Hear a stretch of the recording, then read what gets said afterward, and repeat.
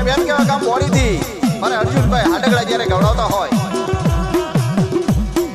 જેને મારા હાડગડા પરિવારનું મોઘેરું માવતર કહેવાય બાપ, એવા સુરાપુરા કરણા બાપા માટે.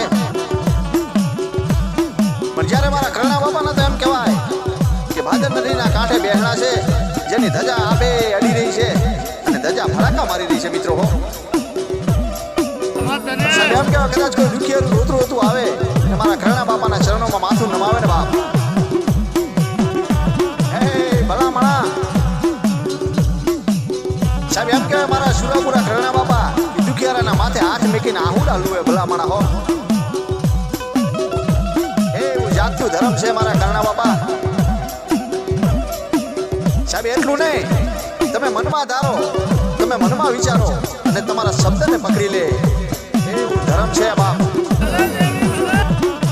પણ હે મારા હાડકડા પરિવાર સાંભળો બાપ, કદાચ મેં કરણા બાપાએ તમારા પરિવારમાં બેહાણા કર્યા છે અને કદાચ મારી વસ્તીએ મને 5 આંગળીના ધૂપથી જમાડ્યા છે ને બાપ. હે મારી વસ્તી, અને કદાચ કોઈ કાળા માથાનો માનવી આવે તમારા હામો બહોરા કરે અને તો મારા મઠ હામો લાંબો હાથ કરીને એક વાર હૃદયનો ટકોરો કરજો ભલામણા.